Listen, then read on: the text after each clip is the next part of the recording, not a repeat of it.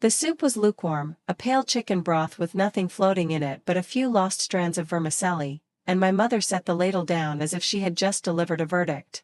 My father slurped loudly, the kind of sound that cut straight through bone, while my sister smiled the way only she could. That effortless charm turned into an art form. "You're not half the woman your sister is," my mother said, as casually as if she were giving the weather report, something neutral, unquestionable. My father nodded, his fork tapping the plate with a sound that felt like a seal on a contract. "She's right," he said. "At least your sister has ambition. Look at you, slouched, like you might snap in half." The spoon grew heavy in my hand. I set it down, and the metal against porcelain rang out louder than I intended, like I'd just laid a pistol on the table. My chest tightened, my face flushed, my eyes burned. Years of comparisons, years of venom disguised as advice, pressed down on me all at once. I shoved my chair back. The wood screeched across the floor like something alive protesting. All their eyes were on me. My sister looked away, knowing she didn't have to fix this. I thought, if I speak now, I'll never escape what comes after, and yet, deep inside, something stirred, something I had always kept buried, dark and restless. Awakened by the scrape of that chair, the light above us flickered. Just once. Brief. As if the house itself were listening. The silence after the flicker hung heavy, as if something unseen pressed down on us all. My father gripped his glass like it could comfort him. My mother folded her hands in her lap with that stony severity that turned her face almost to granite. And my sister stirred her soup as though the tiny motion could absolve her. I stayed standing. My chair behind me, the thought of leaving hanging there. Tempting and terrifying, because I knew walking out wasn't the same as escaping. My mother lifted her chin, her eyes catching the dim light. She said my name like a command disguised as disappointment. I heard my own breathing, sharp, uneven, and beneath it, something else. A rasping echo, a voice not quite mine, scratching up through my lungs as if someone else were inside, waiting to speak. I lowered my eyes to the spoon in my bowl. The reflection wasn't mine. Pale, hollow, with eyes that gleamed like they'd just been pulled from the water. "Sit down," my father said. His voice heavy, laced with a threat that might not have been real but still froze my skin. My sister smiled faintly. Forced, and whispered that I was overreacting. That it was just a joke.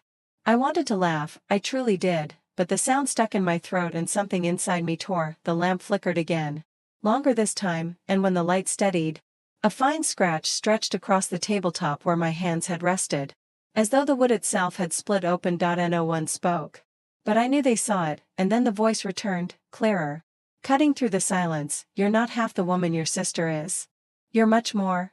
I kept my hands hovering over the table, trembling, half convinced I'd imagined the gash in the wood. But when my fingers brushed it, the cut was sharp, undeniable. My mother's eyes never left me. She had seen it. She chose silence, because to name it would make it real. My father's voice rasped, heavy with scorn. He said I exaggerated, that the world wasn't against me, that my sensitivity made shadows out of nothing. But his voice trembled, ever so slightly, betraying what he didn't want to show. My sister's smile cracked. Her words wavered as she begged me to stop, her tone fragile now, pleading instead of mocking. But it was too late. The lamp stuttered violently, plunging the room into momentary darkness, and in that blackness I heard it, scratching. Nails dragging inside the walls, high and low, circling us. When the light returned, my sister's wide eyes weren't on me but on the wall behind my shoulder. I turned. A jagged line split the wallpaper, creeping slowly downward with a groan that rattled in my bones. My father tapped his fork against his plate, frantic this time, not habit. A nervous metronome. My mother whispered my name, her voice cracked and brittle. She heard it too, that other voice threading through the room, rough and commanding, whispering not weakness but power, and I felt it then. That pulse rising through me, stronger than my heart. The house was listening. The house was choosing. The crack in the wall wasn't bigger, but it breathed, a wet sucking sound blending with the nervous tap of my father's fork. My knees shook, but I stayed upright, caught between terror and the certainty that something inevitable was unfolding. My mother half rose. Hands pressed to the table, eyes locked on me as though I had called this into being. "Sit," she hissed, her voice snapping mid-word, and for the first time I saw fear in her eyes. Not anger. Not disappointment. Fear. My sister set her spoon down slowly, carefully, whispering that I needed to stop. No superiority this time, only desperation. The lamp shattered. Glass sprayed across the table, shards hissing into my father's soup. He cursed, a guttural sound I had never heard from him, leaping back, but a jagged piece sliced into his palm. Blood dripped thick and heavy onto the tablecloth. No one moved. Except me. My hands tingled, a current racing through me. I hadn't willed it, but I had unleashed it. My father's eyes found mine, pale and shaken, not proud, not loving, but recognizing. He knew this was mine. What have you done?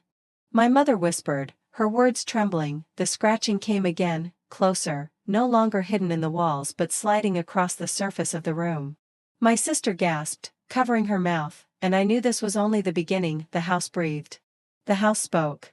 And the house had chosen me. Blood dripped from my father's hand, soaking the cloth.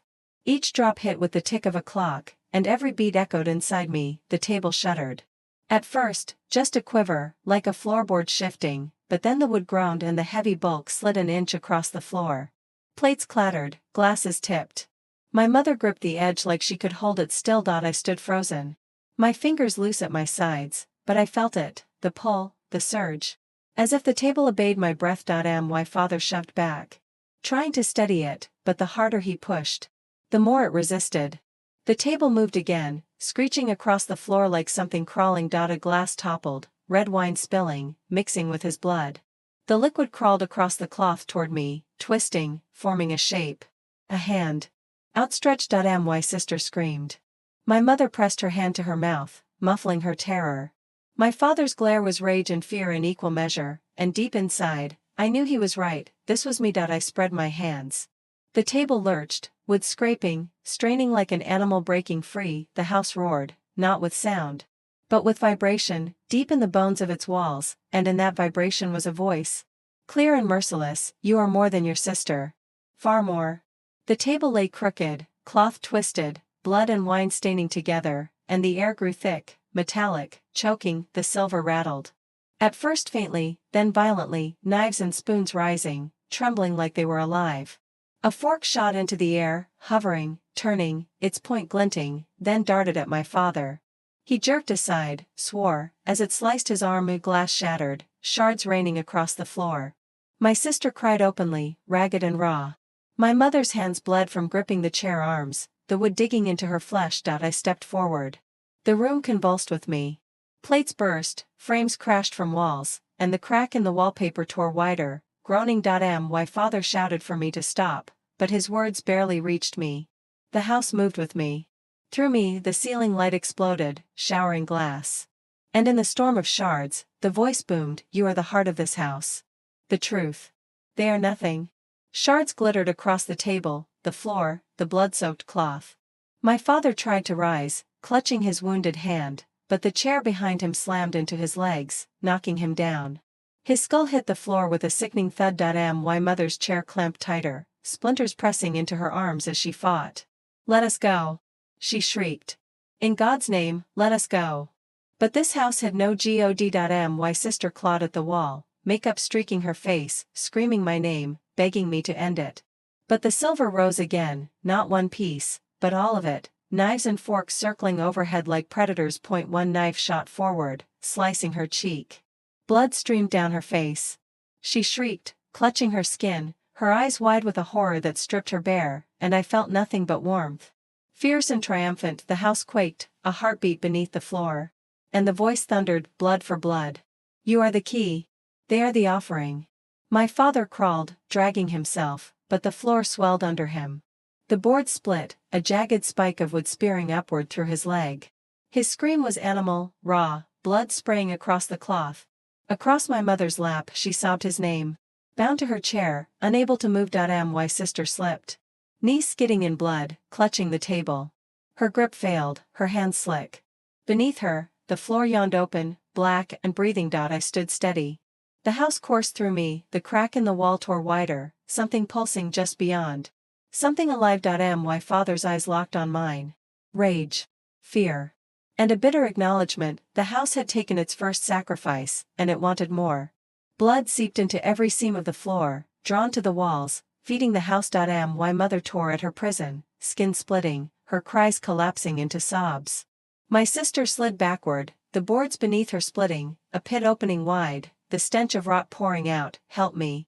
She screamed, clinging to the table, the walls shook, voices screaming in unison. More. A cabinet burst open, dishes hurled across the room. A plate smashed against my mother's head.